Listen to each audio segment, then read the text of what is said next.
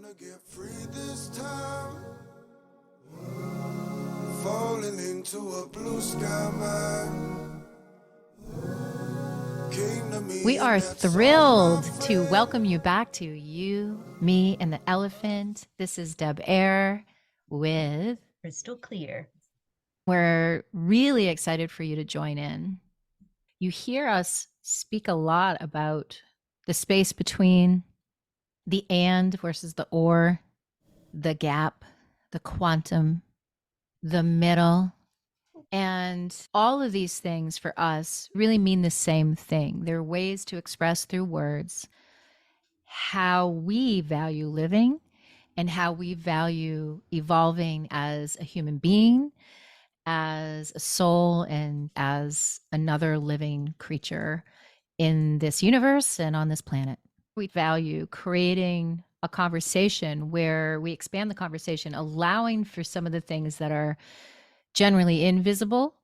And we're speaking about them, with you to create more tangibility or visibility to them. In life, there are many things that you cannot see, but have a very valid place in this universe and have a very impactful presence. The easiest, most accepted examples is we're using something called the internet. Now, from my eyes cannot see any wires or anything going between Crystal and I, but Crystal is in Virginia and I'm in New Hampshire. And you can take this little device called a cell phone, and if it's voice activated, you could use the vibration of your voice and say, call Japan. And you could be calling Japan within moments, and yet what is connecting you is completely invisible. We don't question any of those things.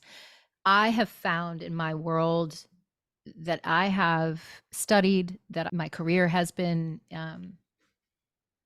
foundationally in the healing world and the embodiment world, that it wouldn't be uncommon for someone to say, what are you doing? You doing voodoo over there?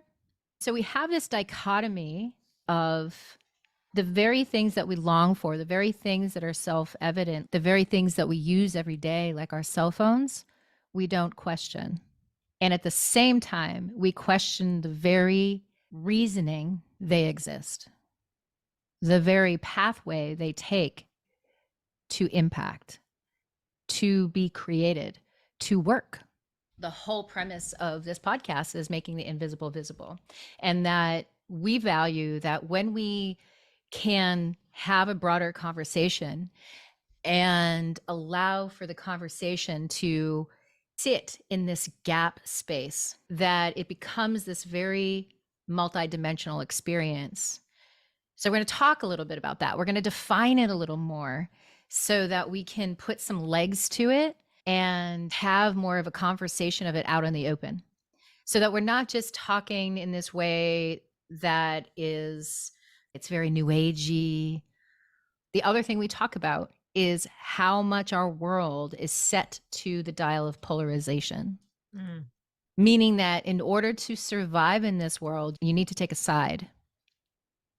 Whether that is politically, you're a Democrat, you're a Republican, whether you're pro-life or not, whether you're this, that, or the other. We are conditioned absolutely to polarize and to choose a side. We've talked about a simple argument where you're arguing with somebody and you're on one side trying to prove a point, the other person's on the other side trying to prove a point. And then often, if you hang out long enough, you may forget what you're even arguing about. I think that is part of what we're about to talk about. Is there's another aspect of theory of life, of science or of physics that comes in and says there's a third side to life. There is a way that when you can move out of the two poles and go in the middle, it's not just a linear middle. I was visualizing, I don't know what the name, like Narnia, like Narnia's Chronicles closet. of Narnia or something. Yes, Chronicles of Narnia, thank you. And they go into the closet and it looks like a regular closet. And when they open it up, It's a whole other world through that door. So when we're talking about the middle, we're talking about the gap, we're talking about the space between, we're talking about a whole doorway into so much more probability or potential of experience, and that probability is an essential piece to our own expansion, evolution, and growth and bigger conversation as a human being. It's the very thing we long for. It's also the very thing that we are judged for. So we get caught sometimes between a rock and a hard place, or Newtonian physics or quantum physics. This is something I can measure, and time is this, cause and effect. We need proof.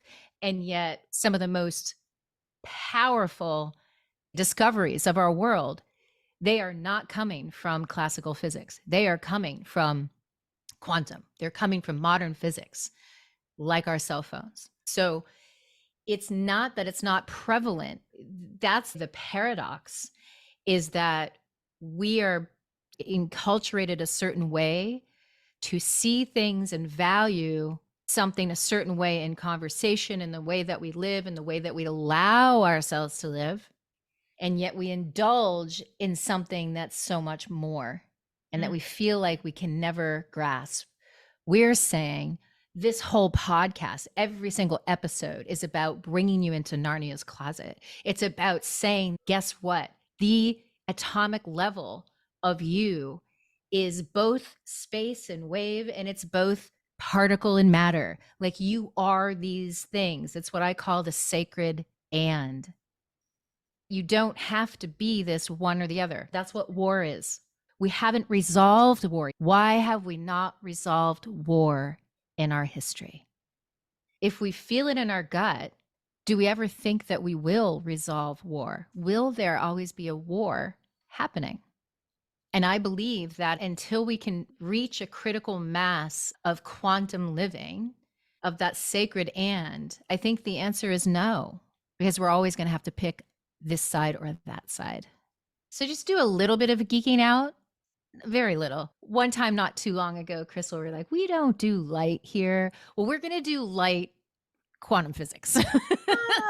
So please stay in tune, because I think this is exactly what you want to hear. And I'm hoping that giving the permission to value the very thing that you're already utilizing, but to value that in yourself, can really make life-changing impacts just day to day, moment to moment. So classical physics, Newtonian physics, is what we're used to. We're used to cause and effect.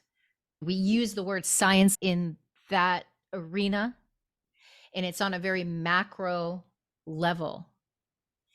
We use the word paradox because everyone knows that they've experienced a paradox of some sort. That means that you're experiencing things that feel like they can't be experienced together, that there's some sort of opposite nature to the experience.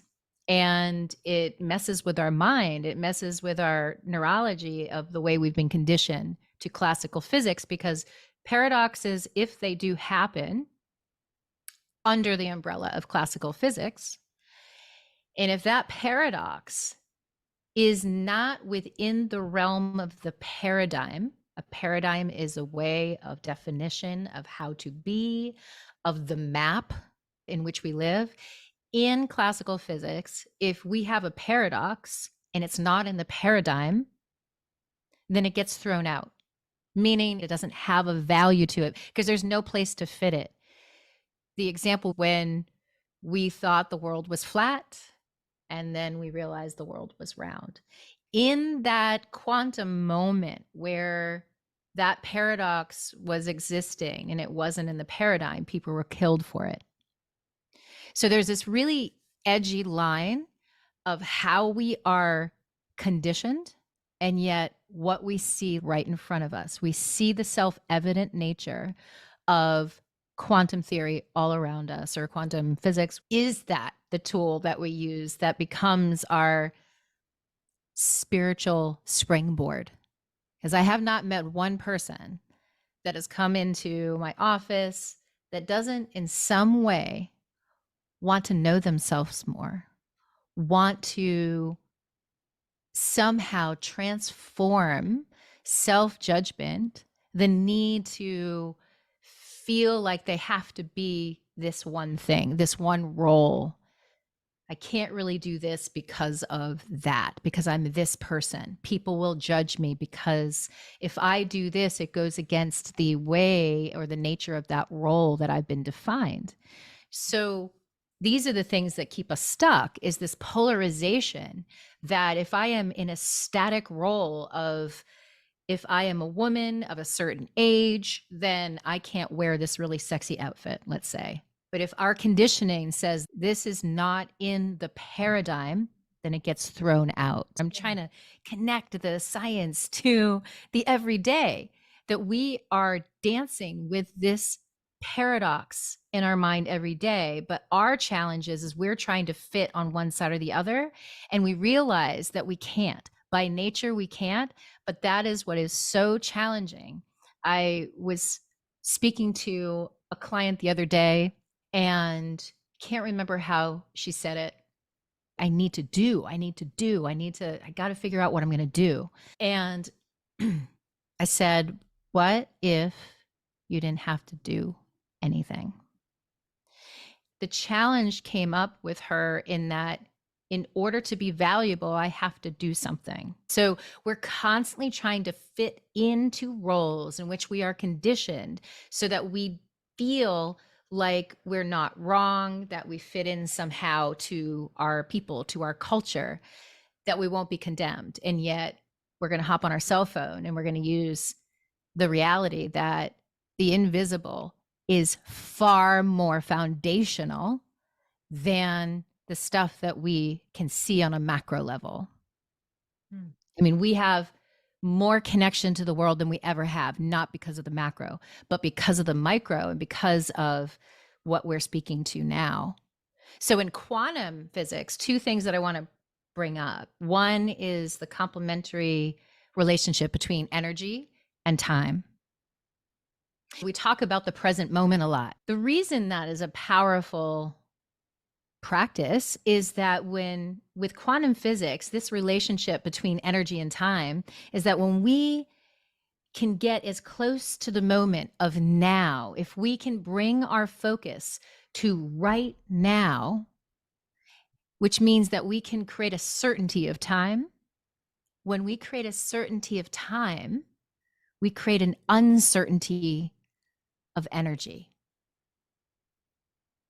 And it creates a possibility. Some of our common phrases, I have to see it to believe it. I call BS on that. We already know the examples we've used. You don't have to see it because you're already using it. We also say anything is possible. And this is where this comes in. Why is anything possible? When we can define our now moment, because they have these complementary relationships, energy becomes uncertain, and you have access to ultimately the possibility of all energy, all the energy you want. We all know that when we are too far in the future, we're worrying about the future and we're stuck in the past, our energy is caught up in those moments because we're not clear about the timing. But when we can be clear about the timing, and we could do that, we could go, okay, when am I? And if I can say, you know what? I'm back when I was 4 and this happened. Boom, all of a sudden I can have this access to energy, and I have access to healing and energy that I didn't have in that moment. So it's not just about being future, past, and now. It's about being able to become clear at when you are. One of the questions you can ask yourself in any given moment is, when am I? When am I? Am I right here? Was I thinking of an old relationship that I haven't resolved? And when you can pinpoint when you are, you open the door to Narnia's closet of energy into a whole other world. That's why the work that I do with people is using the quantum reality of creating a very specific point in time of awareness in the nervous system, which then allows the expanded universe of energy to show up. We talked about that in our power versus force. Force, I would say, is that Newtonian classic physics. I have to go from here to there, where power is I'm in a moment of time that I have defined, and now I've opened up all of life. I've opened up all the energies. This is science. We talk about this in ways of conditioning and using that word science, and I almost cringe sometimes being a science lover, but seeing how much it's been used in polarized ways that narrow what that can mean for us as a humanity and as a living entity and as a universe. Now, letting that settle in, it's conversely true. If you can really check in and be specific about energy, we talk about increasing our frequency or accessing greater energy. When we can amplify our energy, we can get clear about our energy. It is conversely true that time becomes uncertain, which means all that uncertainty means is that it doesn't bind us to one certain time. Therefore, we have access to eternity. We have access to timelessness. We have access to the time grid.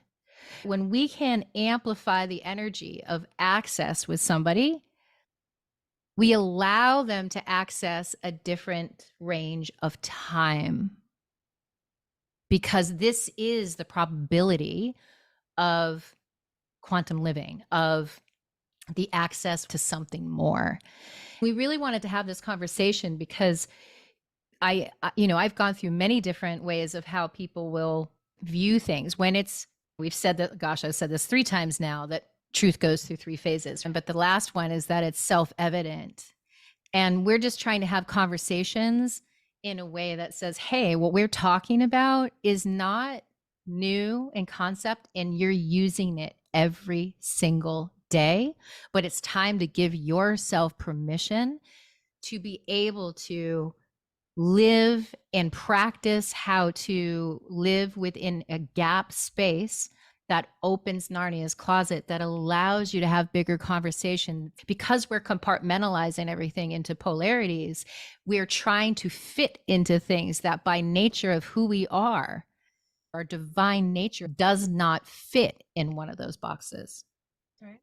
And you feel the contrast, which creates a little bit of the tension or the resistance. So you become aware of it. What I appreciate so much about this conversation is that it's actually it's putting the words, what we're already feeling, what we already know to be true, but we can't quite draw the image or share with a friend. And that is what this conversation is doing for me. It's giving an example to go by of exactly what we feel naturally, but we're going, wait a minute, we only know to put it in one box or the other. What is this thing that's happening? They come into Wellspring, they have access to you and the work that you're doing in your unique way. And next thing you know, they have access to another realm that was already there. We just weren't talking about it, or it's been here all this time, but maybe the light was off in the room and now it's on. And then it's like, oh, yes, another option. And when we fill into that, we're like, this is it. This is now a fit because I'm feeling this.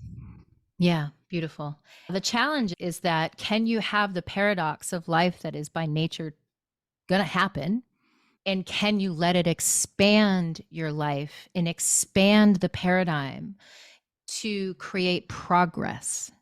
Everybody wants to progress forward. That's the irony of all of it. Progress and performance and wanting to get better at things. But yet, the very thing that allows us to tap into the probability of anything is possible for us is the very thing that we are poked fun at. I had a client say, yes, I put your podcast on, and I was sitting with somebody in the car, and this person was listening and going like, yeah, no, that's not for me. And how quickly we are taught to judge something if we don't already have the critical mass conversation that's already there that we hop on. That is a poll. Critical mass, if I'm just going to do what everyone else is doing. It's that like DMV line, and there's a long line and there's a short line, and we're like, I'm going to go on that long line because there's something wrong with that other one, right? I don't want to be ridiculed for being dumb. Where can you allow yourself to open up Narnia's closet in a way that you don't have to keep repeating the same things again and again and again, like war? History repeats itself. Why do we say that? Because it does. Because we value more this Newtonian way of thinking versus what we long for is our expanded way of being. Being doesn't fit in a box, although it is like the wind. It is impactful when we can open ourselves up to give ourselves permission to not have to be in one camp or the other. It is the third side of the coin. I have this client, and this is a beautiful example of what I was speaking to of time and energy. And so she is a well-known archaeologist, and that's a very science, methodical, foundational career to be in. Funny enough, what you're doing is you're looking at timelines. You're guessing basically from certain impacts of things, impact of, let's say you're looking at a bone. I mean, I am not the archaeologist, but if you're looking at the state of a bone, I'm guessing it could tell you something about when this person lived or this animal lived, or you're getting clues, you're getting the breadcrumbs of history, and you're trying to bring it to life. And so there's a linear aspect to it. And yet there is that third perspective of the unknown. And interestingly enough, as this very skilled archaeologist continued her path on being able to live more expanded in that gap place. And when we say in the middle, you're just opening the door. You're bringing your focus into a bigger conversation that doesn't just have to take a side. So as she was evolving in her own being and finding these more expanded versions of herself, guess what? She was able to be in the present moment of the energy, be with the energy of what was happening. And as she would touch bones, she would be able to access the timeline, and she was able to communicate with those souls. So here's a woman who has been well documented, praised for her gifts, and now can she have the courage to come out and say, guess what? I talk to dead people. I mean, this is the quantum flip. This is the way in. She started doing talks. And I will never forget talking about this one project that she did where she was able to commune with some of the people that she found there. And I sat in a room and listened to the specificity of who these people were. And then I looked at the room in awe, because there was both, this was the paradox. There was both this overwhelming experience in the room of awe and of not questioning. But then this very confusing part of three-dimensional reality going, wait a minute, aren't we talking about 1700s? Like, I'm confused. Like, wouldn't they be dead already? How is she talking to them?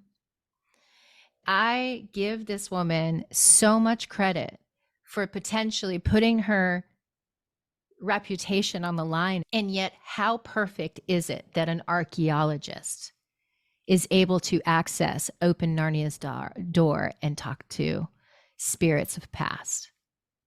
That feels like a natural evolution. That feels like progress. We are so scared to be anything else, and yet we long for the everything else. People will watch me work and have said some of the most amazing things, like, I love watching you work. It looks like magic. And magic really is life through the lens of lifting the dichotomies, the polarization of patriarchy, of culture, of politics, of on and on and on. Enough to say, wow, life exists. Like you were saying, when people come in, I've heard people go, gosh, I walk in and before I even got on the table, my chest was expanding and light was coming in. I don't know what's going on, but they can't deny that it's happening.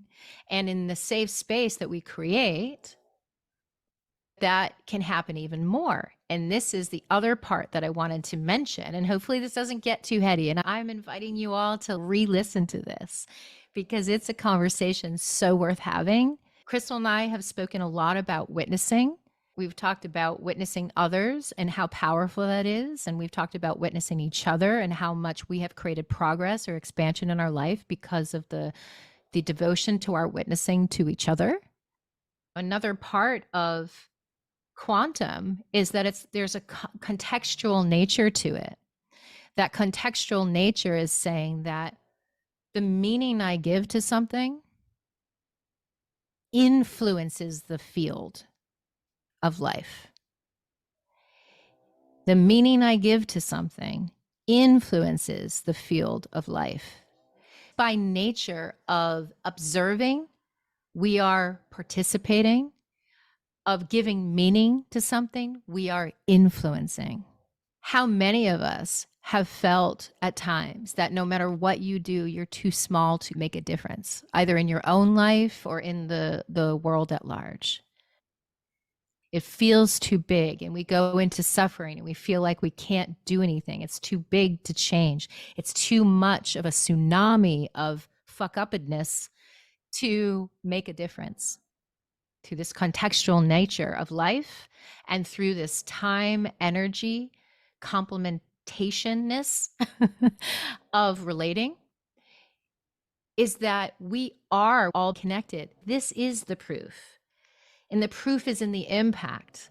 When we give meaning to something, when we actively witness and observe somebody, we influence the moment. When we expand access to energy, we influence our ability of our timeline to access past and future and present. When we become more present in the moment, get our hands on our body and access time, know when we are, we open the door to the energy for our own healing and for humanity's healing and for the world's healing. That is the true, tangible nature of life. When we can just begin to trust, because think about it, feel into it. You have to trust that some of this feels authentic. Because if not, I want you to come on this podcast and I want you to tell me when you get on your cell phone, what's happening? How are you communicating? How are you understanding what's happening? The tone of my voice. We have a structure of a word, but depending on the inflection, the tone, the vibration, that is life. All communication happens through waveform. That piece with the hands on your body, accessing time in this very moment, the influence was fireworks. Because I just felt this whole looking back on all the things that have happened up to this point. It was like, that's why. That's why we did all the things before. That's why we're saying, join me now and all the things that are to come, because that is why. And when you feel it and you just do it, I don't want to know why anymore. I don't want it to be proven. When you have that embodied experience, the moments that we've had, whether it was on the table or at the Untether retreat, and just all these other ways that we've embodied that quantum moment, I don't give a shit why. Nobody has to prove it to me or explain it to me, because it's so real. It's more real than anything else that's probably ever been proven to me. That is the magic, the essence, the place I want to be. That's the ocean to swim in. Yeah, I was just having a conversation with somebody because I hear this word a lot when I check in with somebody and their experience, because they're having these quantum experiences that the mind can't quite explain.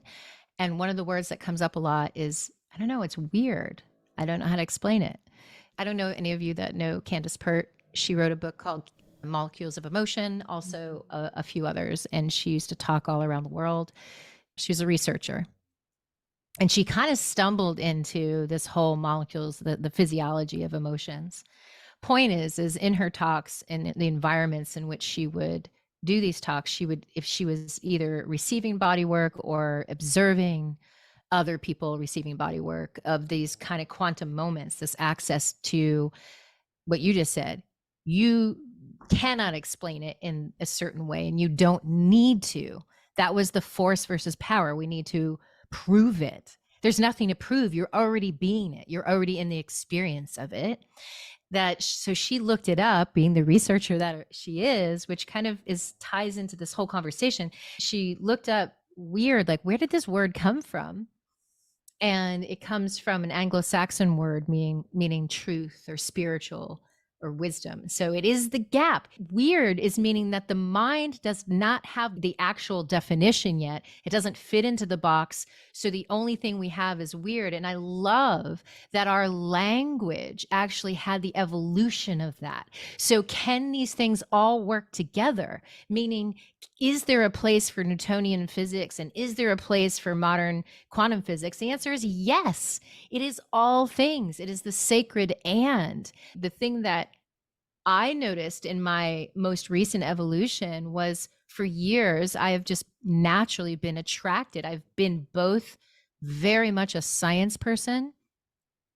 I studied my biscuits off in school and I wanted to eat up every possible thing I could learn about neurology, about physiology, about anatomy, about embryology, about quantum physics, about all of it. I just ate it up like a sponge. And it drew me into these bigger conversations. And when I started becoming more aware that, wow, bigger conversations aren't part of the everyday conversation of the world. Was able, by what I did with people and working not just with the nervous system, but that bigger quantum conversation, I realized that it fell upon me to say, wow, I want to be the space where people can live in the and. So whether it was vaccinations 30 plus years ago, or especially when I was pregnant with my son, he's now 26, I wanted more information because I sensed in my gut I didn't have all the information. So whether it's vaccinations, whether it's politics, whether it is social justice, whatever it is, can we have bigger conversations that can listen, can witness actively and say, I hear you, sister. I hear you, brother. I hear you. Even if it feels like it's an opposition of myself. So I started putting books, let's say, to go back to when I started practice, on more information on vaccinations, because parents would come to me and say, well, I don't know, like, do I get all these vaccinations? And there's a lot of different moving parts. And if we can't have a bigger conversation, meaning that the vaccinations that we got back 30 years ago are not the same vaccinations we get today, should we have that information? I think the answer is yes. My point is I used to be able to provide information that felt like it just gave people, not just about vaccinations, this is just the one, and I get a little nervous even using that word since coming off the pandemic, by the way, which leads me into this bigger conversation of I was able to just allow parents to have more information that they wouldn't have gotten anywhere else to make informed choices for their children. And that felt like the right thing to do because it felt like I didn't have to judge what they were going to do except to say, here, let me give you a broader bandwidth of information to choose from. And you can make a real, true, informed choice. Because I think we talk about informed choice, but we're not always getting a bigger conversation, information of data to make those choices from. And so fast forward to the pandemic time, all these things that I was having conversations with your immune system and how your immune system has a power, that there's an innate intelligence, there's an innate wisdom in the body. Do you have a headache and have to take aspirin because your body's lacking aspirin? I used to have all these conversations that pushed the edge of the critical mass conversation. And I felt less scared about it. But as we're moving forward in time, the conversations that I used to have 20 years ago with my clients, I felt a little bit nervous to have.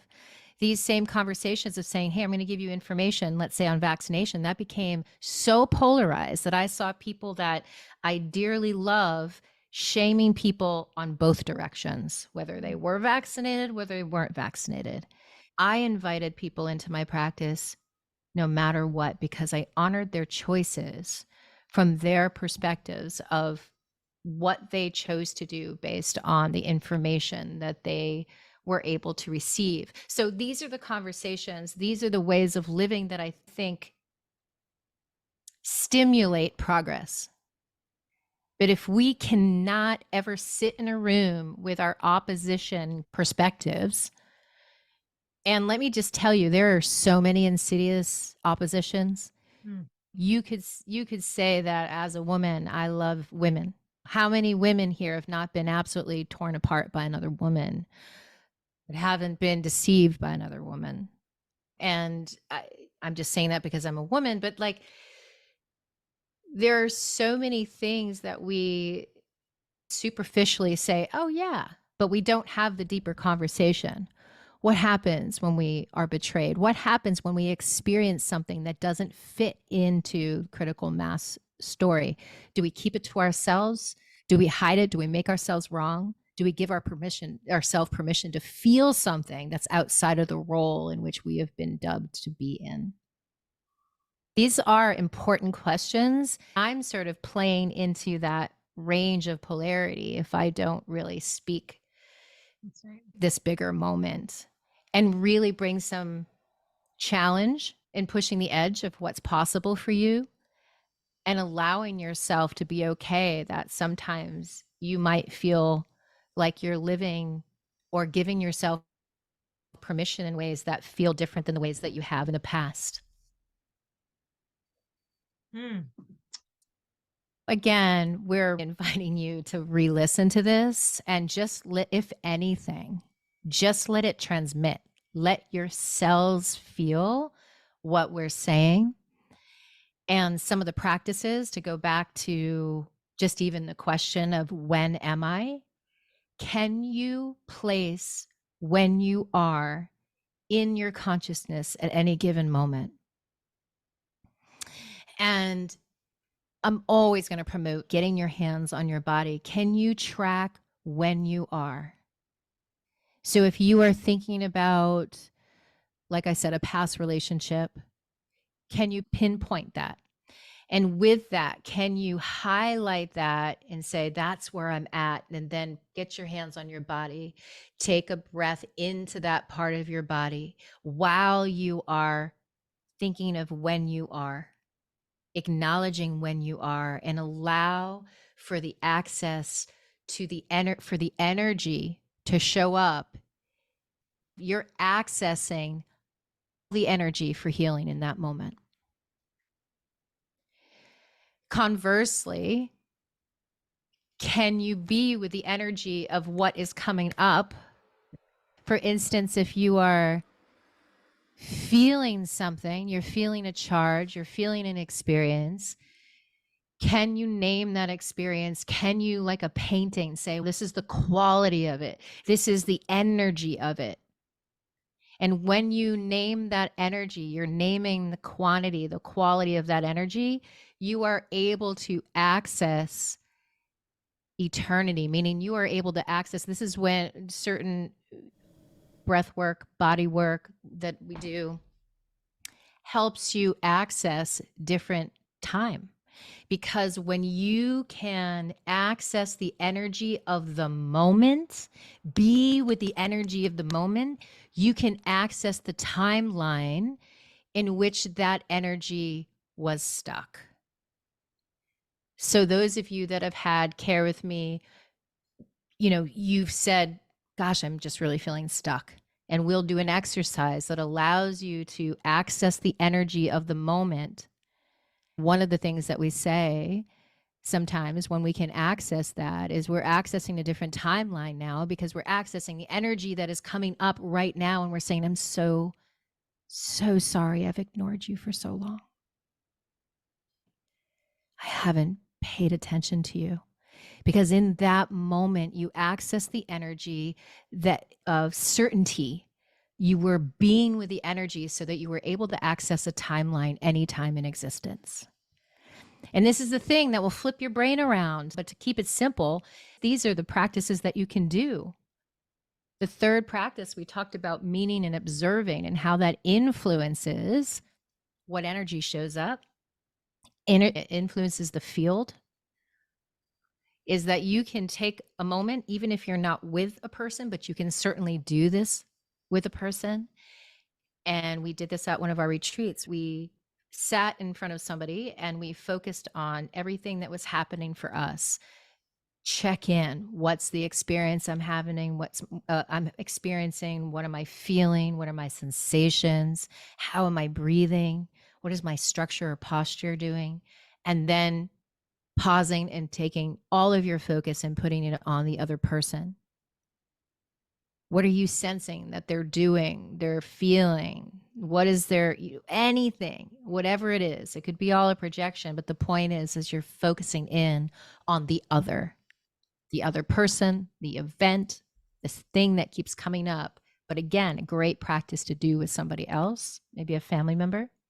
And then what you want to do once you've put your focus and energy on them or on the thing, then go to the middle. And you're literally bringing your focused attention between you and that person, you and that other thing. And sit there with your focus in the middle. Because that's Narnia's door opening. And what it gives you access to is the universe, is the perspectives that you could not see when you were just here or you were just projecting what you thought about the other. These are easy practices that you can do right now for free. You don't have to believe anything we said, but we are asking you to practice and see what happens. I can guarantee you that you will feel something novel, you will feel something transformative, and you will have access to a whole other timeline, to a whole other kind of energy than you ever thought was possible. That is what you, me, and the elephant is all about. And I believe that the elephant, as I started having this conversation and knowing that we wanted to have this episode, I believe that the elephant in the room has been manifest because our condition not to value the quantum, not to value the larger conversation. So we have to put it somewhere. So it goes into the elephant as if we don't freaking see it. That's why it is so charged. That's why we have this conversation, because the elephant, we've said, is the doorway into the quantum, because now you are giving the elephant the third side. You are giving the elephant the attention. This is the place in the middle. If you're still listening, because we're still recording. that's right. If you're still listening, I want to say thank you. Press replay again and again and again, because I really believe this is the doorway into the conversation that we want to be having more of. And we want you along with us, because we know the more of us having the broader conversations, the more influence we have in the world. Also, this may be a great time or not great time for asking for this, but if you do love this and you're like, wow, this has really been transformational, or I really just enjoy listening, if you can go onto Spotify and press that 5-star thumbs up rating, we would love that, because the more ratings we get, the more people have access to this conversation. Mm-hmm. So thank you. I am humbled every time. And I can feel the space really expanding in this conversation. So thank you so much. We are grateful. Until next time. And now, Trevor Hall with Blue Sky Mind.